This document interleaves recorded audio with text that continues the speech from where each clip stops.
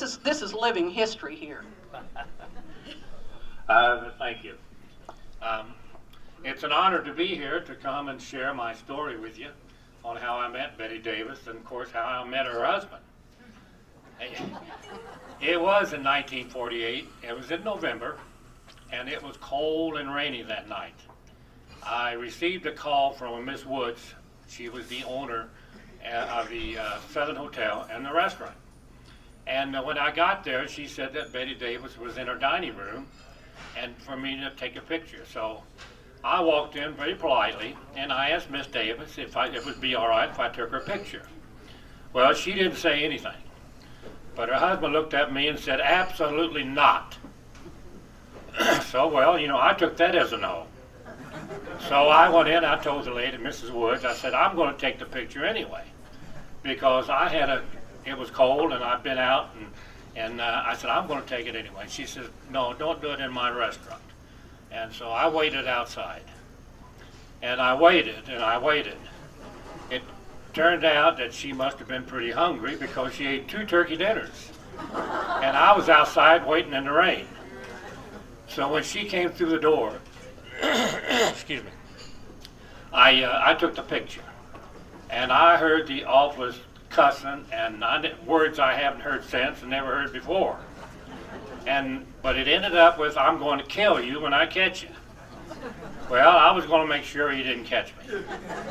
So I took off up the street, and on the corner there was a Cuba Hotel.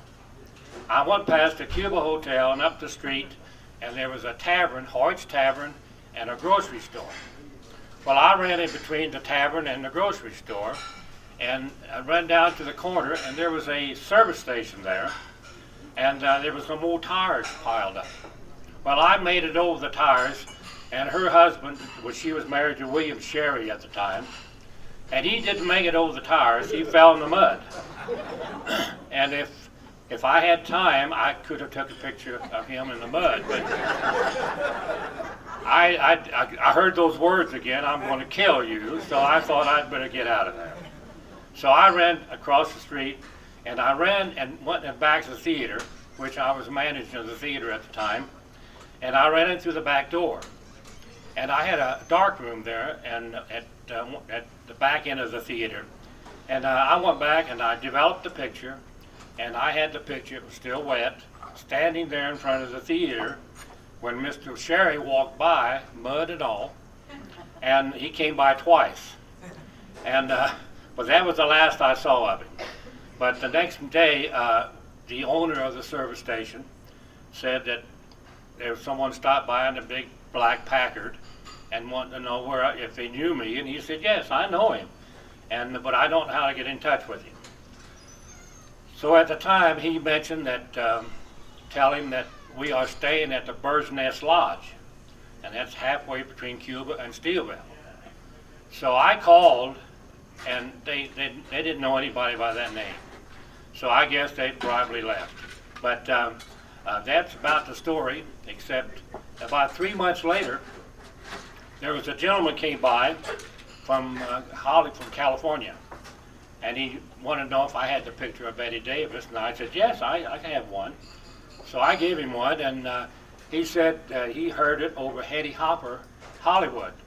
Hetty Hopper had a big gossip column in Hollywood, and she also had the radio station. And he said that we had heard it over the radio station. So I gave him a picture, and that's about the end of the story. So that's the way things worked out for me. And I have the original camera here that I took the picture with.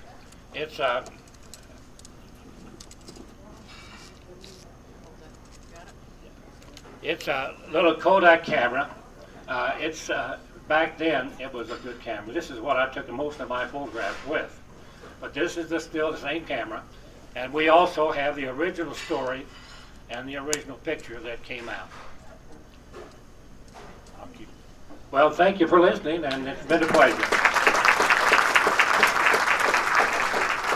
Okay, I want to add a couple of footnotes to that.